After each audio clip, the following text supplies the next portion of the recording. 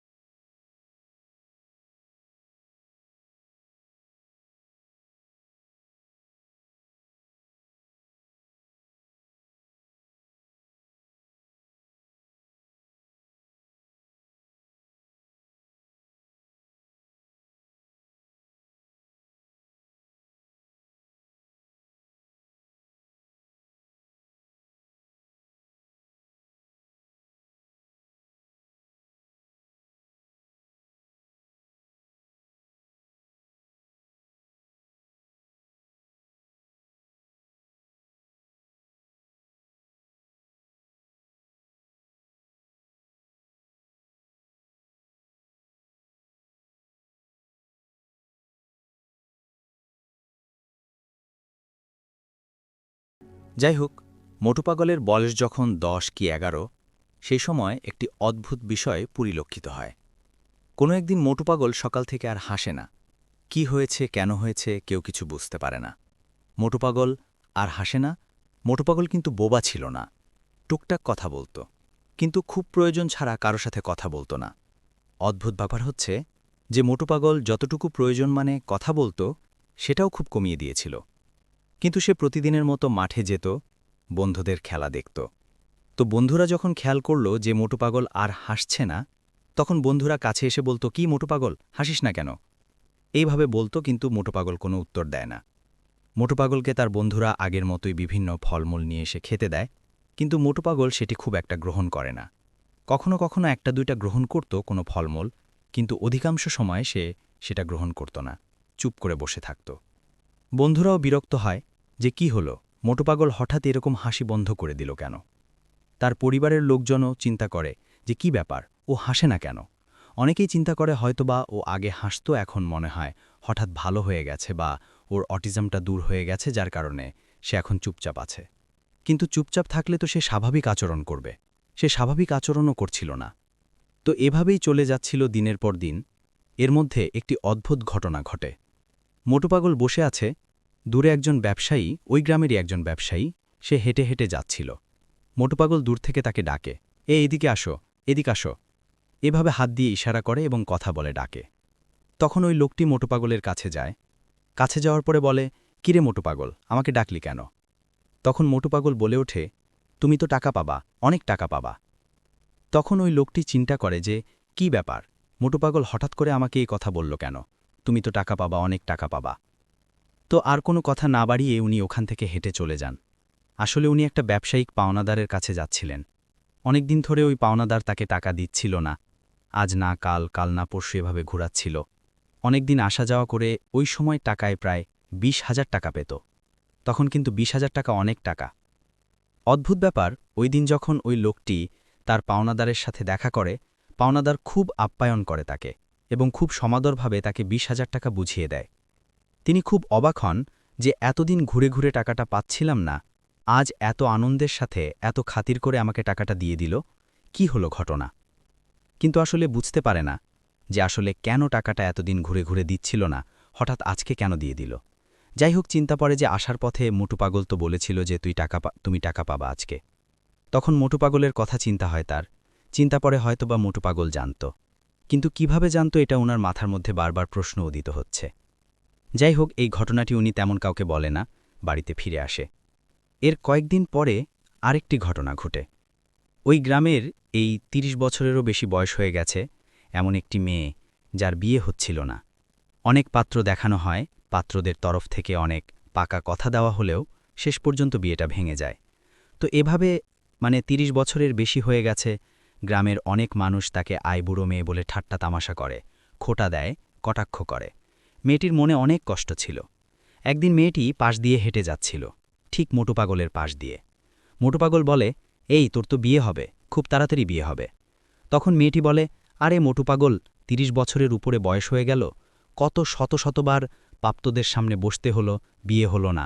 কত পাকা কথা হয়ে গেল, বিয়ে হলো না। আজ তুই বলছিস আমার বিয়ে হবে?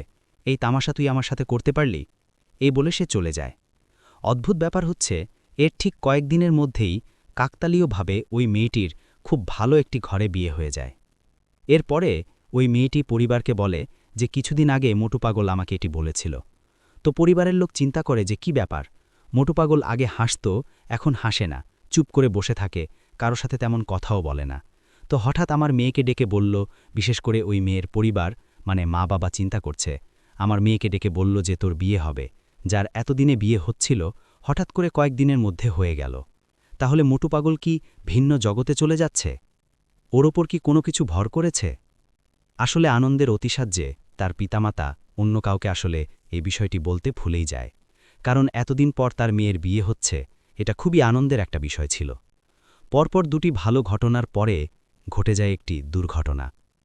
মোটু পাগল প্রতিদিনের মতো বিকালে মাঠের পাশে বসে আছে, তার বন্ধুরা খেলছে, সে চুপ করে বসে আছে। একটা লোক বাজার থেকে ফিরে মাঠের পাশ দিয়ে যাচ্ছিল।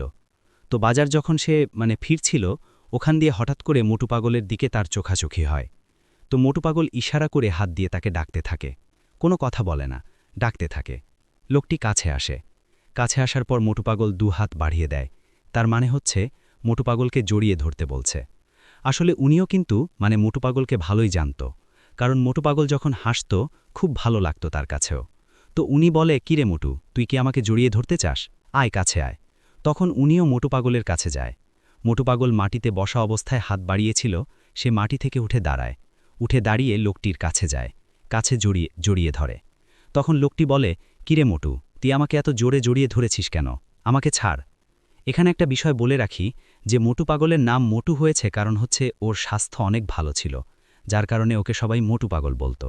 তো যাই হোক, ওই লোকটি বলছে যে, কিরে, তুই আমাকে এত জোরে জড়িয়ে ধরেছিস কেন? আমাকে ছাড়। কিন্তু মোটু পাগল ছাড়ে না। মাত্র অল্প কিছু সময়ের মধ্যে লোক অনুধাবন করল মোটু পাগল তাকে এত জোরে জড়িয়ে ধরে রেখেছে যে তার নিঃশ্বাস বন্ধ হয়ে যাচ্ছে এবং তার কোমরের হাড় ভেঙে যাচ্ছে। কারণ মোটু পাগল যেহেতু ছোট মানুষ ছিল আর ওই লোকটি তো বড় মানুষ ছিল, তো মোটু পাগল যখন জড়িয়ে ধরেছে তার কোমর পেঁচিয়ে হাত জড়িয়ে ধরেছে আর কি হাত দিয়ে, তখন ওই লোকটির মনে হচ্ছিল তার কোমরের হাড় ভেঙে যাবে। লোকটি চিৎকার করতে থাকে। তা আশেপাশের বাচ্চারা খেলাধুলা করছিল, তারা দেখে যে মোটু পাগল জড়িয়ে ধরে রেখেছে, ওই বাচ্চাটি ওই লোকটি চিৎকার করছে। তো বিষয়টা সবাই হাস্যকর বিষয় হিসেবে চিন্তা করে যে কি ব্যাপার, একটা বাচ্চা ছেলে তাকে জড়িয়ে ধরে রেখেছে, লোকটি চিৎকার চাচামেচি করছে। কিন্তু ঠিক কিছু সময় পরে যখন দেখা যায় ওই লোকটির কান দিয়ে, নাক দিয়ে, মুখ দিয়ে রক্ত বের হচ্ছে, তখন মানুষ বুঝতে পারে যে কি ব্যাপার, এমনটা হচ্ছে কেন। তখন এই বাচ্চারা সহ আশেপাশে যারা কিছু বড় মানুষ ছিল তারা দৌড়ে যায়। 4-5 জন মানুষ মিলে কোনোভাবেই মোটু পাগলের হাত ছাড়াতে পারছিল না ওই লোকটির কোমর থেকে। অনেক কষ্টে মোটু পাগলের হাত ছাড়ানো হয়। আর ওই সময় মোটু পাগলের মুখে বেশ কিছুদিন পরে অদ্ভুত হাসি দেখা যায়। কিন্তু সেই হাসিটি আগের মতো সুন্দর নিষ্পাপ ছিল না, সেই হাসিটি ছিল ভয়াবহ রকমের বিভৎস। মানুষ বুঝতে পারে না যে কেন হঠাৎ মোটু পাগল এভাবে আক্রমণ করল ওই মানুষটিকে।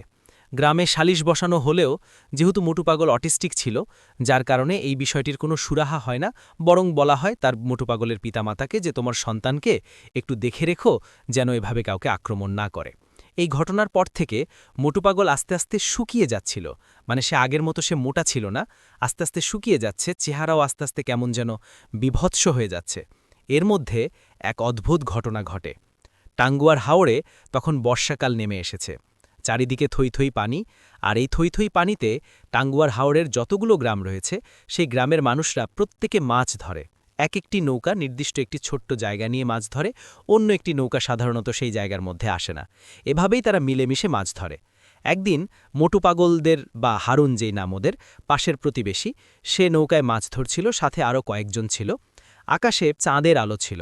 চাঁদের আলো যখন হাওরের পাড়ের উপর পড়ছিল, এক অদ্ভুত সৌন্দর্য অনুভূত হচ্ছিল। তখন হঠাৎ নৌকায় থাকা একজন লোক অন্যদেরকে বলে ওঠে, এই দেখ, পানির উপর দিয়ে কে যেন হেঁটে আসছে। সবাই বলে, আরে ধুর, তুই কি নেশা টেশা করেছিস নাকি? পানির উপর দিয়ে কি হেঁটে আসবে? বলে, না, দেখ, ভালো করে দেখ। সবাই দেখে, সত্যিই তো চাঁদের আলোতে স্পষ্টভাবে দেখা যাচ্ছে কোনো একটা 10 কি 12 বছর বয়সী বাচ্চা ছেলে পানির উপর দিয়ে হেঁটে হেঁটে আসছে। ওরা খুব অবাক হয় এবং ভয়ও পায়, কারণ পানির উপর দিয়ে তো হেঁটে হেঁটে স্বাভাবিকভাবে কোনো মানুষ আসতে পারে না। যত কাছে আসছে তত মনে হচ্ছে যে এই ছেলেটিকে মনে হয় চেনা যাচ্ছে। যখন একদম কাছে চলে আসে তখন তারা বুঝতে পারে, আরে, এ তো আমাদের মোটু পাগল। মোটু পাগল নৌকার কাছে এসে বিভৎস শব্দ করে এবং ভয়ানকভাবে হেসে দেয়। যেই সুন্দর হাসি দেখার জন্য সবাই পাগল থাকত, সেই হাসির শব্দ শোনার সাথে সাথে নৌকার সবার পিড়ে চমকে যায়। মোটু পাগল বলে ওঠে, কিরে, কতগুলো মাছ পেলি তোরা? দে, এগুলো আমাকে দিয়ে দে। এই কথা বলার সাথে সাথে মোটু পাগল 2 হাত দিয়ে নৌকাটি চেপে ধরে এবং চেপে ধরে নৌকাটি পানি থেকে উঁচু করে একদম সোজা করে ফেলে। সোজা করে পানির মধ্যে নামিয়ে দেয়, ডুবিয়ে দেয়। নৌকাতে যারা ছিল তাদের লাফ দিয়ে সবাই পাশে পড়ে যায়। তখন সবাই দেখে যে নৌকাটি ডুবিয়ে দিয়ে আবার মোটু পাগল হেঁটে হেঁটে চলে যাচ্ছে। 3-4 জন যারা নৌকায় ছিল তারা চিৎকার চাচামেচি করে। তাদের চিৎকারের শব্দে কিছুটা দূরে থাকা নৌকা তারা তাড়াতাড়ি চলে আসে, তাদেরকে উদ্ধার করে বলে, কি হয়েছে? বলে যে মোটু পাগল নৌকা ডুবিয়ে দিয়ে গেছে। ওরাও হাসি তামাশা করে যে পানির উপর দিয়ে হেঁটে হেঁটে মোটু পাগল আসবে আর তোমাদের নৌকা ডুবিয়ে দিয়ে যাবে। এটা কি একটা হাস্যকর কথা, কাজাখড়ি কথাবার্তা। তখন তারা বলে, না, এটাই সত্য। কিন্তু অদ্ভুত ব্যাপার হলো, মোটু পাগল যেদিক দিয়ে হেঁটে এসেছিল তার আশপাশ দিয়েও কিন্তু অনেকগুলো নৌকা ছিল, কিন্তু তারা কেউই কিন্তু মোটু পাগলকে দেখেনি, আসতেও দেখেনি, যেতেও দেখেনি। এই ঘটনা যখন ঘটে, তার পরের দিন সকালবেলা ওই মানুষগুলো মোটু পাগলের বাড়িতে যায়। তার পিতামাতাকে বলে মোটু পাগল এই ঘটনা ঘটিয়েছে। কিন্তু মোটু পাগলের বাবা মা বলে, আমার সন্তানকে তো আমরা ঘরের মধ্যেই রেখেছিলাম, ও তো বাইরে বের হয়নি রাতের বেলা, তোমরা ভুল করেছ অথবা আমার ছেলের বিরুদ্ধে তোমরা অপবাদ দিচ্ছ। যাই হোক, তারা তখন মোটু পাগলের বাড়ি থেকে চলে আসে। এরও 2-3 দিন পর আরেকটি ঘটনা ঘটে, প্রায় সেম ঘটনা। একটি নৌকায় থাকা কয়েকজন লোক দেখছে যে পানির উপর দিয়ে কেউ হেঁটে আসছে, চাঁদের আলোতে স্পষ্টভাবে দেখা যাচ্ছিল। এই হেঁটে আসতে আসতে যখন কাছে চলে আসে, তখন সবাই বুঝতে পারে যে এই হেঁটে আসাই ছেলেটি আর কেউ নয়, এটি মোটু পাগল বা যার নাম হারুন। সে এসে কোনো ধরনের কথাবার্তা না বলেই 2 হাতে নৌকাটিকে মাথার উপরে তুলে নেয় এবং মাথার উপরে তুলে নিয়ে নৌকাটিকে চতুর্দিকে ঘুরাতে থাকে। উপরে বসে থাকা মানুষজন ছিটকে নিচে পড়ে যায়, মাছ-টাছ যা ধরা হয়েছিল সেগুলো ছিটকে পড়ে যায়, আর ওই মোটু পাগল বীভৎস শব্দে হাসতে থাকে। এবং ওই নৌকা যখন হাত দিয়ে ঘুরাচ্ছিল, একটা সময় নৌকাটিকে দূরে ছুঁড়ে ফেলে দেয়, তারপর আবার হেঁটে হেঁটে চলে যায়। ওদের চিৎকারে অন্য নৌকাগুলো কাছে চলে আসে, তাদেরকে উদ্ধার করে, কিন্তু ওরাও পানির উপর দিয়ে হেঁটে আসা কাউকে দেখেনি, আসতেও দেখেনি, যেতেও দেখেনি। একই ঘটনা আরেকবার ঘটে। 3-3বার ঘটনা ঘটে। তখন গ্রামে আবারও সালিশ বসে। সালিশ বসার পর যখন এই বিষয়টি বলা হয়, তখন আসলে এটির বিচার কি? কারণ এর তো প্রমাণ নাই, কেউ দেখেনি, শুধু নৌকায় যারা ছিল তারাই দেখেছে। মোটু পাগলের পিতামাতা বিষয়টি অস্বীকার করে, কিন্তু তারাও কিছুটা অস্বাভাবিকতা বুঝতে পারছিল মোটু পাগলের আচার-আচরণে, কিন্তু তারা কাউকে সেগুলো বলেনি। আছে। ওই দিক দিয়ে ময়মনসিংহ জায়গাটা বা ময়মনসিংহ বর্তমানে যে ময়মনসিংহ জেলাটি, এটি অনেক কাছে হয়। তখন তার পিতামাতা ময়মনসিংহে নিয়ে যায়। ও সময় কিন্তু এরকম ডাক্তার ছিল না। ভালো একটি কবিরাজের সন্ধান পায়। সে কবিরাজের কাছে নিয়ে যায়। তো কবিরাজ তার পিতামাতাকে বলে, অনেক দেরি হয়ে গেছে, তোমার ছেলেকে আর ধরে রাখতে পারবা না, ওকে ওরা নিয়ে যাবে, এবং নিয়ে যাবেই, আর কখনো ফেরত দেবে না। বলে, কারা নিয়ে যাবে? তখন বলে যে ওর উপর এক অশুভ শক্তি ভর করেছে। ওর সুন্দর হাসি দেখে এই অশুভ শক্তি পাগল হয়ে গিয়েছে এবং ওকে নিয়ে যাবে। যেদিন থেকে অশুভ শক্তি ওর উপর ভর করেছে, সেদিন থেকে মোটু পাগল আর হাসে না এবং আস্তে আস্তে চিকন হয়ে যাচ্ছে, মানে শরীর স্বাস্থ্য ভেঙে যাচ্ছে, ওর ভিতরে অস্বাভাবিকতা লক্ষ্য করা যাচ্ছে। এটি হচ্ছে এই অশুভ শক্তির প্রভাবে হচ্ছে। সুতরাং এটি ওকে নিয়ে যাবেই, তোমরা ধরে রাখতে পারবা না। কথা শোনার পরে তার বাবা অনেক ভেঙে পড়ে, কিন্তু সন্তান তো, এই কবিরাজের কথা তারা বিশ্বাস করতে চায় না। বেশ কিছু পীরের কাছে নিয়ে যায়, বেশ কিছু ওঝার কাছে নিয়ে যাওয়া হয়। তারা সবাই ঝাড়ফুঁক করে, দোয়া তাবিজ দেয়। একদিন রাতে মোটু পাগল ঘুমিয়েছিল। মোটু পাগলের কিন্তু আরও ভাই বোন ছিল, একই সাথে ঘুমাতো তারা। হঠাৎ গভীর রাতে ওর সাথে থাকা যে ভাই বোনেরা ছিল, ঘুমিয়েছিল, তাদের চিৎকারে বাড়ির সবাই জেগে ওঠে। বাবা মা যখন ওদের রুমে যায়, গিয়ে বলে, কি হয়েছে? বলে যে হারুন ভাই তো নাই, হারুন ভাই কোথায় গেল? ওরা বলে যে ঘরের মধ্যে অদ্ভুত একটা শব্দ শুনেছিল, তারপর থেকে আর হারুনকে পাওয়া যাচ্ছে না। সবাই চিন্তা করে হয়তোবা কোনো ওয়াশরুমে গেছে বা অন্য কোনো কারণে বাইরে যেতে পারে, যেহেতু গ্রামের ওয়াশরুমগুলো ঘরের বাইরে থাকে। খোঁজা হয়, অনেক খোঁজা হয়, হারিকেন গিল মশাল দিয়ে সারা রাত ধরে চতুর্দিকে খোঁজানো হয় মানুষদেরকে দিয়ে। মোটু পাগল বা হারুনকে আর কোথাও পাওয়া যায় না। অনেকে ধারণা করেছিল হয়তোবা পানিতে ডুবে গেছে কিনা। আশেপাশে আসলে হাওড় এলাকা, অনেক পানি চারদিকে, কোথায় খুঁজবে? চিন্তা করছে হয়তোবা ডুবে গেছে, লাশ ভেসে উঠবে না। লাশও পাওয়া যায়নি। মোটু পাগলের আর কোনো সন্ধান মেলেনি। কোথায় গেছে, কারা নিয়ে গেছে, কেমন আছে, আর জানা যায়নি। আমাকে সে বোটম্যান বলেছে যে মুক্তিযুদ্ধের আগে ওই পরিবার সুনামগঞ্জের সাল্লাম কোজেলার দিকে চলে আসে এবং তারপর থেকে তাদের কোনো খোঁজ খবর আর কেউ জানে না। আছে হয়তোবা তারা সাল্লাতে আছে, খোঁজ নিলে পাওয়া যেতেও পারে। সবাইকে পাওয়া গেলেও ওই মোটু পাগল আর হারুনকে আর পাওয়া যাবে না, কারণ তাকেই কেউ নিয়ে গেছে। কোথায় নিয়ে গেছে, মোটু পাগল কেমন আছে, আমরা জানি না, হয়তোবা জানতেও পারবো না কোনো দিন। এটি ছিল ঘটনা। তো রিসেন্টলি ঘটে যাওয়া একটা ঘটনা তিনি আমাদের সাথে শেয়ার করবেন। চলুন শুনে আসি তার মুখ থেকেই। আসসালামু আলাইকুম। ওয়ালাইকুম আসসালাম। মে মাসের 8 তারিখের ঘটনাটা, গত বুধবার আর কি ছিল দিনটা। তো সেই দিন যিনি আমার কাছে এই কথাটা আমার কাছে এসে বলে, উনার নাম ছিল নীরব। উনার বাবা মারা যায় তারাবির নামাজের পরে। তাকে দাফন দেওয়া হয় রাতে 11টা সাড়ে 11টা বেজে যায়। তো আমাদের যে কবরস্থানটা সেটা একটু মেরামত করাতে লাশটা দাফন দিতে একটু কষ্টই হয় নিয়ে যেতে। তো যে খাটিয়া করে নিয়ে যাওয়া হয়, কষ্ট হওয়াতেই সেই খাটিয়া থেকে কোলে তুলে 3-4 জন মিলে ধরে নিয়ে যেতেছিল। হ্যাঁ, তো ছেলে যখন নিচে তো ও বলতেছে এত হালকা এবং এত ছোট মনে হচ্ছিল বাবাকে যে আমি একাই নিয়ে যেতে পারবো। তো যেহেতু সবাই ছিল কাছে, তবু তার ৩-৪ জন মিলে নিয়ে গেল, লাশটাকে দাফন দিল। তো সেই রাত্রিতে সে সবাই দাফন টাফন করে চলে গেল। তো সেহরির পরে, ফজরের নামাজের পরে ছেলেটা জিয়ারতের জন্য আসলো। তো এখন তো রমজান মাস, অন্ধকার এবং দিন আসতে অনেক দেরি হয়, কিন্তু নামাজ সেহরি খাওয়ার আজানের পরপরই জামাত দাঁড়িয়ে যায় নামাজের। তো ছেলেটা নামাজ পড়ার পরে, ফজরের নামাজ পড়েই কবরস্থানে গিয়ে জিয়ারত করে। যখন সে মুনাজাত দিতেছিল, খুব অঝরে কান্না করতেছিল কবরস্থানে। তো সেই মুহূর্তে নাকি সেই ছেলেটা বলল যে আমি যখন মুনাজাত করি এবং খুব চিৎকার মানে খুব অঝরে কান্না করি, তখন আমার এরকম একটা আওয়াজ আসে, এমন একটা কথা আমি শুনতে পারি। আমাকে বলতেছে, নীরব, বাসায় চলে যা, কাঁদিস না। তো উনি একটু প্রথম মোনাজাত, তো ভাতের কোনো কিছুর মনে নাই, উনি মোনাজাত করতেছিল, কান্না করতেছিল। সে কথাটা আবারও আসে, নীরব, বাসায় চলে যা। তখন সে তাড়াতাড়ি দ্রুত, তাকে একটু ভয় চলে আসে তার ভেতরে, খুব ভয়ভীতিতে উনি সত্যিই চলে আসে খুব তাড়াতাড়ি। কিন্তু সেদিন তার কোনো কিছুই ভালো লাগেনি, সে নামাজও সেদিন পড়েনি, এবং সে যে রোজাটা রাখছে, সে বলছে আমার রোজাটাই আমার কাছে ভালো লাগলো না সেদিন, আমার খুবই খারাপ লাগতেছিল, আজকে কোনো নামাজই পড়া হয়নি। এবং সে পরবর্তীতে রাত্রে আর কবরস্থানে যাওয়া হয় নাই। তো রাত্রে যখন সে ঘুমালো, সে ঘুমের মধ্যে সে এই কথাটা আসলো, তোকে বাসায় যেতে বলছি, নামাজ ছাড়তে বলছি। সে এরকম এই কথাগুলো শুনতে পায়, সে তাকে ধমক দেয়। তো উনি বলতেছে শব্দটা যে আসে এবং কথাটা বলে কে, ও এটা নিয়ে অনেক ভয় পাইতেছে। সে ভাবতেছে যে আমাকে জিনে ধরছে, এটা জিন আমাকে বলে, কারণ মানুষ মারা যাওয়ার পর মানুষ তার কিছু বলতে পারে না। তো কবরস্থান সকালবেলা ভরে যাওয়াতে হয়তোবা আমাকে জিন এরকম ডিস্টার্ব করতেছে। তো সে আমার কাছে কয়েকবার আসলো, আমি তাকে বললাম যে এটা জিনের কোনো বা জিন না, হ্যাঁ, আপনার আব্বুর দুনিয়া থেকে বিদায় নিছেন, আপনার আব্বুই আপনাকে এই শাসনটা করতেছে, যেহেতু ভালোবাসাটা ছিল, আপনি কবরস্থানে যাবেন, জিয়ারত করবেন। উনি এখনও বিশ্বাস করে না, সে এখনও বলে যে আমি তো কোনো আবাদত, আমার কোনো নামাজই ভালো লাগে না যেতে। দ্বিতীয়ত আমি শুধু এইটুকুই কথা শুনতে পারি, নীরব, কাঁদিস না, নীরব, নামাজ পড়, নামাজ ছাড়িস না। কিন্তু সে তার বাবাকে দেখতে পারে না, কথাগুলো শুনতে পারি। এখন সে এইটা নিয়েই ইয়াতে আছে, চিন্তিত, যেটা হয়তো জিন, কিন্তু মৃত ব্যক্তি আমার কাছে আসতে পারে না। এটাই ছিল।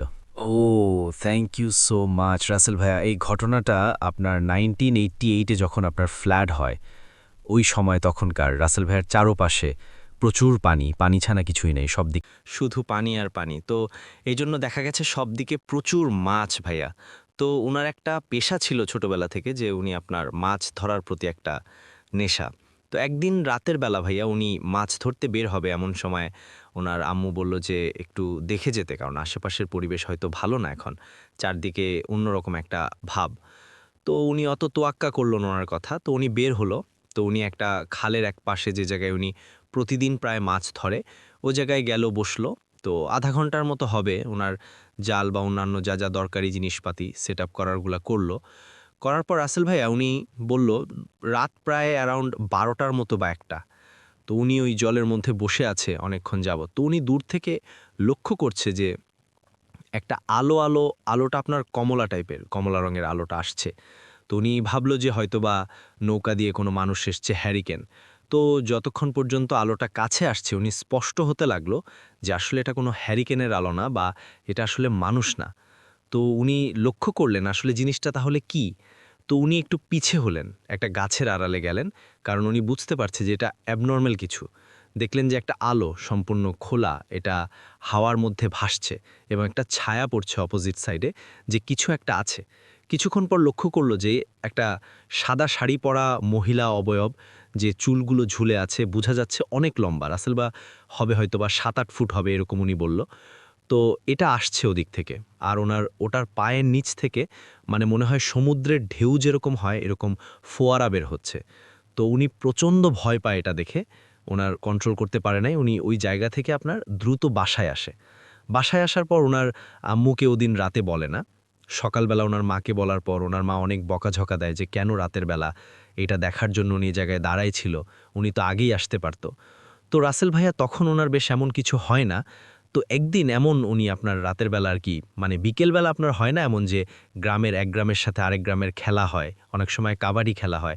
তো এরকম একটা খেলা উনি দেখতে যায় অন্য গ্রামে। তো যাওয়ার পর রাসেল ভাইয়ার সন্ধ্যা হয়ে যায়, খেলা শেষ।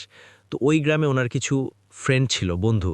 তো ওনারা বলল যে এতদিন পর আসছিস, আমাদের সাথে একটু আড্ডা দিয়ে যান। এটা কি আরেকটা ঘটনা ভাইয়া? হ্যাঁ। না, আমি একটা ঘটনাই নিব। আপনার সেই ঘটনাটা কি শেষ করে ফেললেন আপনি? আচ্ছা ঠিক আছে ভাইয়া। আচ্ছা, আপনি এটা আরেকটা ঘটনা বলছেন। আচ্ছা, এটা শেষ করেন, কিন্তু আরেকটা ঘটনা আমরা তার আগে মানে জি বলেন। জি অবশ্যই। তো উনারা বলল যে আজকে আমাদের সাথে আড্ডা দিয়ে যান। তো উনি আড্ডা দিতে দিতে সময় আর খেয়াল করেন নাই। তো রাত প্রায় অনেক বেজে গেছে, 11টা-12টা। তো তখনকার সময় রাত 11টা-12টা মানে রাসেল ভাই অনেক, আর গ্রাম অঞ্চল। তো উনি আসতেছে রাতের বেলা ওদিক থেকে। তো উনাদের বাড়ি থেকে আসার পথে মানে যে রাস্তায় একটা ভাইয়া তেঁতুল গাছ পড়ে। ওই গাছটার নামে আগে থেকেই কিছু বদনাম ছিল, কারণ মানুষ অনেক কিছু ওই জায়গায় দেখত। রাসেল ভাই কি দেখত? যেমন আপনার দেখতো যে রাতের বেলা একটা লোক, মানে লোক টাইপের বা অবয়ব, যে পায়ের মধ্যে রশি দিয়ে ঝুলে আছে, সম্পূর্ণ সাদা, চুলগুলো সাদা, নিচের দিকে চেয়ে আছে, মানে চেহারা দেখা যায়। তো অনেকেই এটা দেখেই ফেইন্ট হয়ে যেত, ওই জায়গায় অজ্ঞান হয়ে যেত, কারণ এত বেশি সাহস ছিল না অনেকেরই, সবাই এরকমই। তো উনি ভয় পাচ্ছিল যে উনি এরকম কিছু দেখতে পায় কিনা। আল্লাহর রহমতে উনি ওটা দেখে না, উনি আগায় যায়। এখন যাওয়ার পরে, কিছুক্ষণ যাওয়ার পর একটা পুল পড়ে ভাইয়া। তো উনি পুলে ওঠার আগে উনি লক্ষ্য করেন যে পিচ থেকে এমন একটা শব্দ হচ্ছে যে কেউ হয়তোবা খড়ম কাঠের খড়ম পায়ে দিয়ে হাঁটে, বা এরকম টক ঠক ঠক শব্দ হচ্ছে। তো উনি প্রচণ্ড ভয় পায়, কিন্তু উনি জানে যে এখন ভয় পেলে আসলে চলবে না। তো উনি আগে আগে যখন ব্রিজের কাছাকাছি, পুলটার কাছাকাছি, তো তখন দেখলো যে দূরে, একটু দূরে ব্রিজের মধ্যে আপনার বিশাল বিশাল মাছ আকৃতির মাছ এরকম লাফাচ্ছে আপনার। তো আবার দেখছে যে এমন কিছু মানুষ আছে যে যারা ওগুলা ধরছে, আবার জাল দিয়ে মেরে মেরে ধরছে। তো এটা দেখার পর উনি আরও বেশি ভয় পায়, উনি আর নিজেকে কন্ট্রোল করতে পারে না, উনি দৌড় দিল ওই জায়গা থেকে। দৌড় দেওয়ার পর আপনার কালভার্ট যখন ক্রস করবে, ব্রিজটা ক্রস করে যাবে, সামনে দেখতে পায় আপনার কালো দুইটা অবয়ব দাঁড়ায় আছে। ওনাকে মানে মনে হচ্ছে যে ইশারা দিচ্ছে যে ওনার আসতো। উনি এটা দেখা নিজে কন্ট্রোল করতে পারে না ভাইয়া, উনি ওই জায়গায় অজ্ঞান হয়ে যায়। সকালবেলা আপনার যখন কৃষক যারা আছে ওই এলাকারই ওনাকে মানে পায়ও যাওয়ার মধ্যে, যাওয়ার পরে ওনার বাসায় দিয়ে আসে ভাইয়া। দিয়ে আসার পর ওনার আম্মু তো অনেক আপনার আপসেট হয়ে যায়, কান্নাকাটি করে, এটা কেন হলো, কেন করলো। রাতের বেলা তো উনি থাকতেও পারতো অন্য গ্রামে।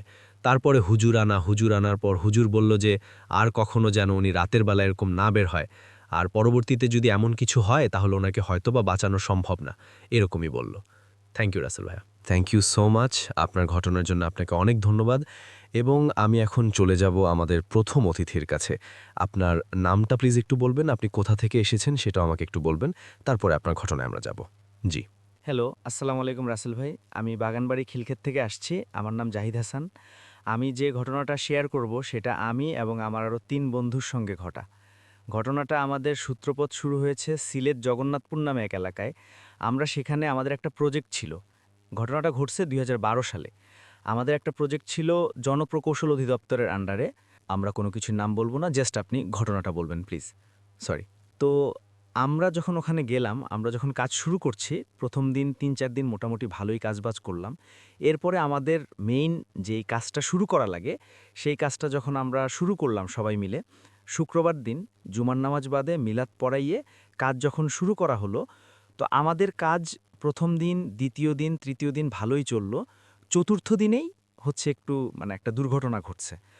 তো আমাদের কাজ যেহেতু মেকানিক্যালি, তো সেক্ষেত্রে আমাদের লোহকর একটু বেশি ব্যবহৃত হইতো। তো আমাদের যেই পাইপটা দিয়ে আমরা ড্রিল করতাম, সে পাইপটা ছিঁড়ে যাওয়ার কারণে আমাদের কাজকামে একটু ব্যাঘাত ঘটছে।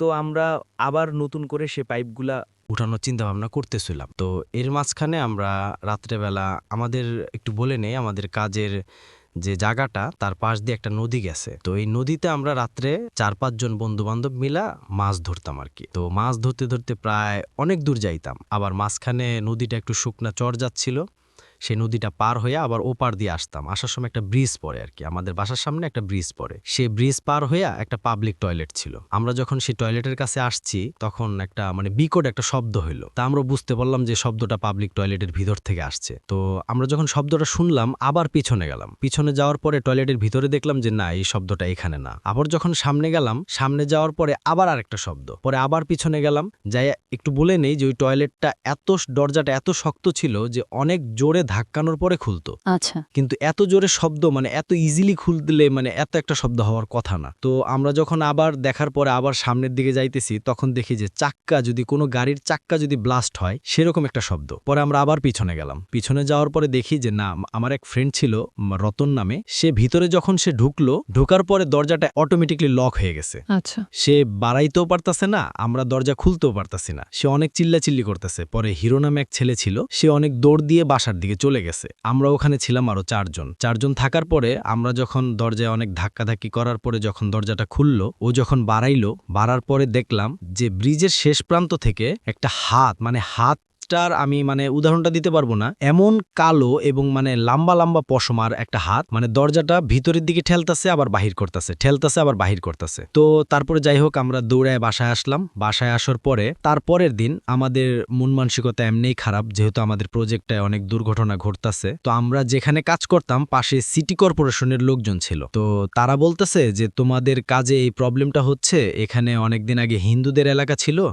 সেহেতু এখানে হয়তো শ্মশান ছিল একটা, যার কারণে তোমাদের যে পয়েন্টটা পড়ছে সেই শ্মশানের মধ্যে পড়ছে, শ্মশানের মাঝখানেই পড়ছে, যার কারণে হয়তো এই প্রবলেমটা দেখা দিতেছে। তা আমরা ওইসবে বিশ্বাসী ছিলাম না যে এগুলো আছে কিনা। তো তারপর আমরা আমাদের মতো কাজকাম করতেছিলাম, কিন্তু মানে দুর্ঘটনার পর দুর্ঘটনায় একটার পর একটা সলভ নাই করতে আর একটা শুরু হইতো। আবার আমরা চিন্তা ভাবনা করতাম যে এটা কিভাবে নতুন করে আবার করা যায়। তো লাস্ট যে একটা ঘটনা ঘটলো সেটা হচ্ছে যে আমাদের 2.5 ইঞ্চি মোটা একটা লোহার রড যা ব্যান করা ছিল, আমরা তারে কপ্পা বলে মানে ডাকি, নাম জানি। তো ওই কপ্পার রড যখন পাইপটা ছিঁড়ে গেছে, আমাদের প্রথম পাইপটা যে কাজের 4র্থ দিনে ছিঁড়ে গেছে, সেই পাইপটা যখন উঠার জন্য চেষ্টা করতেছিলাম তখন দ্বিতীয়বারের মতো ওর সাইড দিয়ে আরেকটা পাইপ নামাইছিলাম প্রথম পাইপটা সম্প্রসারণ করার জন্য। তো ওই পাইপটা যখন নামাইছিলাম, আমার এক ফ্রেন্ড ছিল রতন, ও আস্তে আস্তে ডাউন দিতেছে আর আমি চেন টোন নামে একটা যন্ত্র আছে সেটা লড়াইতেছি, ঘুরাইতেছি আস্তে আস্তে। তো যখন ঘুরাইতেছি হুট করে ও 2.5 ইঞ্চি মোটা একটা শেপ, ওটা মানে ছিঁড়া যে পাইপটা আমি ঘুরাইতেছি সেটা সহ আমাদের 36 ইঞ্চি একটা কেসিং ছিল, মানে পাইপ ছিল মোটা, সে পাইপের মধ্যে ঢুকে গেছে এবং কি আমারে সহ নিয়ে যেতে চাচ্ছে। তা আমারে সহ যখন নিয়ে যেতে চাচ্ছে, উপর থেকে একটা নাট বল্টু ছিঁড়ে এসে আমার কপালে বাড়ি দিছে। বাড়ি দেওয়ার পরে আমি ছিটকা দূরে পড়ে গেছি এবং কি আমার যে ওই পাইপটা ছিল ওই পাইপটা নিচের মধ্যে ঢুকে গেছে। তো পরে উঠাইতে পারি না, সেই দিন সারা রাত গেছে। পরের দিন ওই সিটি কর্পোরেশনের লোকের মধ্যে একজন বৃদ্ধ লোক ছিল, উনি বলল যে এখানে একটা মাজার আছে, তোমরা মাজারের মধ্যে যায় কিছু সিন্নি মিন্নি দাও, দেওয়ার পরে দেখো যে উঠে কিনা। কারণ এখানে যেহেতু শ্মশান ছিল, হিন্দুরা লাশ পোড়াইতো। তো ঘটনা এখানে শেষ হলে হইতো, কিন্তু ঘটনা মনে হয় যে ওখান থেকে শুরু। আমরা যখন আবার ওই পাইপ উঠানোর চেষ্টা করতেছি কিন্তু পাইপ উঠতেছে না। তো তারপরের দিন প্রায় শনিবার কি রবিবারের দিন সঠিক মনে নাই, সেদিন একজন ভদ্রলোক আসলো, দাড়িওয়ালা, অনেক মুরব্বী টাইপের। ওনারে এর আগে আমরা ওই জায়গায় দেখি নাই বা ওই এলাকায় দেখি নাই, এমনকি আমরা না, শুধু ওই এলাকার যে বাসিন্দা আছে যারা ওখানে থাকে তারাও দেখে নাই এই লোকটারে। তো উনি আইসা বলতেছে যে এখান থেকে 1-1.5 কিলোমিটার দূরে একটা মাজার আছে, কালুর মাজার, তো সেই মাজারে তোমরা সিন্নি টিন্নি দাও, দেখবা যে সব সমস্যার সমাধান হয়ে যাবে। তো যদিও বা আমাদের বিশ্বাস ছিল না, কাজের ক্ষেত্রে না, মানে অনেক টাকার কাজ, আমরা যদি কাজটা সাকসেস করতে না পারি তাহলে কোম্পানির অনেক লস হয়ে যাবে, আর একটা রিপুটেশনের ব্যাপার ছিল। তা আমরা যখন ওই ভদ্রলোক যখন এই কথাটা বলার পরে বলল, আমরা সিদ্ধান্ত নিলাম যে ঠিক আছে আমরা মাজারে সিন্নি দিব। তো মাজারে সিন্নি দিব আমরা। তারপরের দিন রাত্রেবেলা আলোচনা করার পরে সকালবেলা ওই সিটি কর্পোরেশনের ওই ভদ্রলোকের যে মুরব্বী টাইপের, ওনারে ডাক দিলাম, ডাক দিয়ে বললাম যে মুরব্বী কি করা যায়। ওনারে টাকা পয়সা দিলাম, উনি সিন্নি টিন্নি রেডি করলো। রেডি করার পরে আমরা ওই মাজারে গেলাম। মাজারে যাওয়ার পর সিন্নি দেওয়ার পরে আইসা আমরা মেকানিক্যাল জগ ইউজ করলাম পাইপে। মেকানিক্যাল জগ ইউজ করার পর আমি আর রতন, ছেলে ফেলে যারা আছে কাজের, তারা সবাই ঘুমাইছে, অনেক টায়ার্ড। তা আমরা দুজন যখন হালকা একটু লাড়াচাড়া দিলাম তখন দেখি আমাদের যে পাইপটা ছিঁড়া পড়ছে, মাটির মধ্যে আটকায় গেছে, সেই পাইপটা ইজি উঠতেছে। তো তখন আমরা পোলাপান্ডে ডাক দেওয়ার পরে সবাই মিলে আমরা পাইপটা উঠাইলাম এবং শেষের দিকে আমরা কাজটা ঠিকই করছিলাম, মানে সাকসেস হয়েছিলাম কাজ করে। তো এই তো তারপরের দিন যখন আমাদের কাম শেষ হয়ে গেল, যেদিন আমরা চলে আসব সেদিন আমাদের ওই কাজের আমাদের যে একটা পয়েন্টটা ছিল তার পাশে যে ঘর ছিল, যে একজন মহিলা, উনি আমাদের বলতেছে যে আসলে এখানে সমস্যাটা হয়েছে তোমাদের কাজের ক্ষেত্রে, আমরা যদি সেই সময় তোমাদের এই কথাটা বলতাম হয়তোবা তোমরা কাজ না করে চলে যাইতা, আমাদের একটু সমস্যা হইতো পানি, আমরা তো পানি ছাড়া চলতে পারি না। তো এইখানে তোমরা যেদিন কাজ শুরু করবা তার 2 দিন আগে একজন লোক তারে জবাই করে হত্যা করা হয়েছে। আমি জানি না রাসেল ভাই যে আসলে এখানে ভৌতিক কিছু ঘটনা আছে কিনা, তবে সবথেকে আশ্চর্যজনক বিষয় হচ্ছে এইটা যে ওই যে ভদ্রলোক আইসা বলল যে তোমরা এখানে কালু নামের একজন মাজার আছে, সেখানে যাওয়া সিন্নি দাও, তোমাদের সব সমস্যার সমাধান হয়ে যাবে। আমরা তো তারে দেখিনি এর আগে ওই এলাকায়, এমনকি সেই এলাকার বাসিন্দার যারা আছে তারাও দেখেনি এই এলাকায়। তো এটা কি করে সম্ভব রাসেল ভাই, আমি আসলে বুঝতে পারতেছি না। আর এইটা আমার ঘটনা। Thank you so much. প্রিয় লিসেনার, আশা করি প্রত্যেকটা ঘটনা আপনাদের মাঝে ভালো লেগেছে। তবে এই এপিসোডের মধ্যে আপনাদের মাঝে কোন ঘটনাগুলো ভালো লেগেছে অবশ্যই কমেন্ট বক্সে জানিয়ে দেবেন। আমি পরবর্তীতে এই ধরনের এপিসোড দেওয়ার জন্য চেষ্টা করব।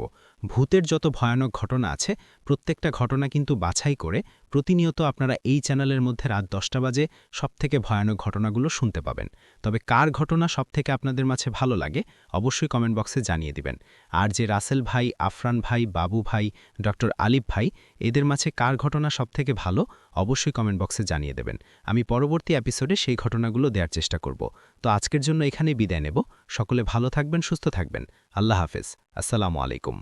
প্রিয় লিসেনার্স, আশা করছি আপনারা সবাই ভালো আছেন এবং ভালোতে আছেন। দর্শক, আপনারা হয়তো সকলেই জানেন যে আমরা প্রতিনিয়ত আমাদের এই চ্যানেলটিতে ফিরে আসি আপনাদের জন্য গল্প শোনানোর জন্য।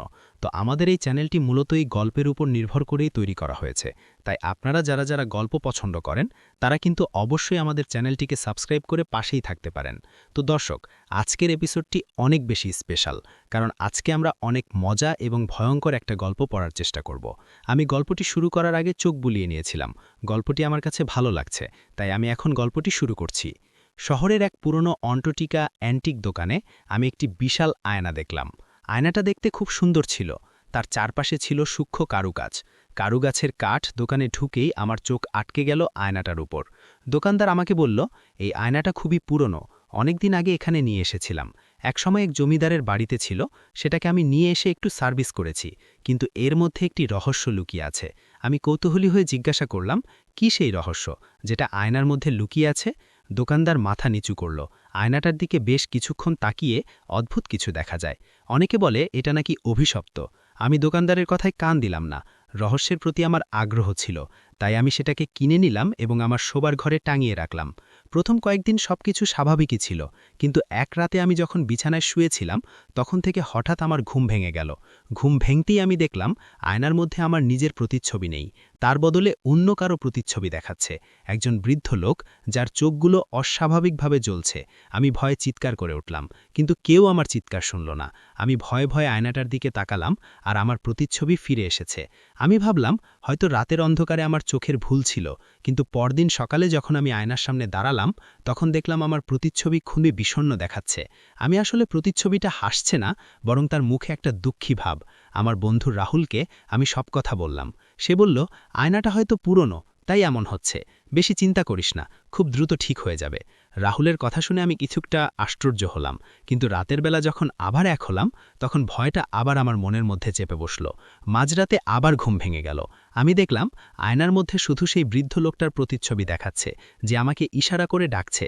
তার মুখে কোনো শব্দ নেই, কিন্তু তার চোখগুলো যেন চিৎকার করে বলছে, আয়, আমার ভিতরে আয়। আমি ভয়ে কাঁপতে লাগলাম।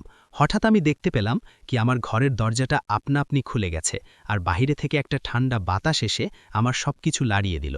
আমি বিছানায় শুয়ে ভয়ে চিৎকার করতে লাগলাম। বৃদ্ধ লোকটির প্রতিচ্ছবি তখন হাসতে শুরু করল। সেই হাসিটা এতটাই বিকৃতি ছিল যেন আমার বুক কেঁপে উঠল। পরদিন সকালে যখন আমি ঘুম থেকে উঠলাম তখন দেখলাম আর কোনো ঘর নেই, কিছুই ঠিকঠাক নেই ঘরে, সবকিছু এলোমেলোভাবে পড়ে আছে।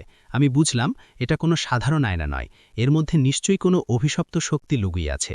আমি সিদ্ধান্ত নিলাম আয়নাটা ভেঙে ফেলব। আমি একটা হাতুড়ি নিয়ে আয়নার দিকে এগিয়ে গেলাম। যেই আমি আয়নাটাকে ভাঙব, এমনি আয়নার ভিতরে একটা বিকট শব্দ হলো। বৃদ্ধে প্রতিচ্ছবি চিৎকার করে বলল, আমাকে একা রেখে যাস না। আমি হাতুড়িটা ফেলে দিলাম, নাকি হাতের পা কাঁপছিল। আমি ভয় দৌড়ে ঘর থেকে বেরিয়ে গেলাম। বাহিরে বেরিয়ে আমি সোজা দোকানদারের কাছে গেলাম। দোকানদার আমার কথাগুলো শুনে বলল, আমি তোমাকে আগেই বলছিলাম এই আয়নাটা অভিশপ্ত। যারা এই রহস্য ভেদ করতে চায় তাদেরকে এটা নিজের ভিতরে আটকে নেয়। আমি দোকানদারের কাছে আয়নাটা ফেরত দিতে চাইলাম, কিন্তু সে বলল, না বাবা, এই আয়না আমি নিতে পারবো না। এর মধ্যে এক অভিশপ্ত আত্মার বসবাস করে, যে আত্মা এর স্বীকার করেছে তার কিছু এই আত্মা ছাড়ে না। আমি হতাশ হয়ে বাড়ি ফিরে আসলাম। সেই রাতে আমি আর ঘুমোতে পারলাম না। সারা রাত আয়নার দিকে তাকিয়ে রইলাম। আমি দেখলাম আয়নার মধ্যে বৃদ্ধ লোকটা আমার দিকে তাকিয়ে আছে। তার চোখগুলো যেন আমাকে বলছে, তুমি পালাতে পারবে না। সেই থেকে আমার জীবনটা পদায় দিল। আমি যখনই আয়নার সামনে যাই তখনই আমার প্রতিচ্ছবি দেখি না, তার বদলে সেই বৃদ্ধটার প্রতিচ্ছবি দেখি। সে আমার সাথে কথা বলে, আমাকে ভয় দেখায়, আর বলে যে সে আমাকে একা ছাড়বে না। আমি জানি না এই অভিশাপ থেকে আমি কিভাবে মুক্তি পাব? আমার জীবনটা এখন একটা আয়নার ভিতরে বন্দী হয়ে গেছে। কোনোভাবে এই আয়নাটাকে নামিয়ে অন্য আয়না আনা যায় কিনা এই বিষয়টি কিন্তু আমি মাথায় রাখি এবং পরবর্তী সময় আমি সেই আয়নাটাকে বাড়ি থেকে চেঞ্জ করে ফেলি।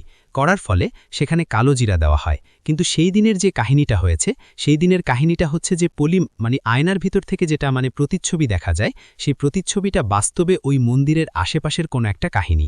তো দর্শক, আমাদের আজকের গল্পটি কিন্তু একটু লং, তো আশা করছি আপনাদের গল্পটা ভালো লেগেছে। যদি আসলেই গল্পটা ভালো লেগে থাকে তাহলে কিন্তু অবশ্যই আপনাদের ভালো লাগার মন্তব্যগুলো আমাদেরকে জানাবেন আর RFM এর সাথেই থাকবেন। এবং এখন পর্যন্ত যারা যারা আমাদের এই ইউটিউবটি চ্যানেলটিকে সাবস্ক্রাইব করে রাখেন নাই, তারা কিন্তু অবশ্যই আমাদের চ্যানেলটিকে সাবস্ক্রাইব করবেন, পাশে আসা বেল আইকনটি অন করে রাখবেন যেন আমাদের আপডেট ভিডিওগুলো সর্বপ্রথম আপনার কাছে যাইতে পারে। তো দর্শক, আবারও দেখা হবে, কথা হবে, আড্ডা হবে নতুন কোনো ভিডিওতে, নতুন কোনো পেজে। ততদিন পর্যন্ত ভালো থাকুন, সুস্থ থাকুন। আল্লাহ হাফেজ।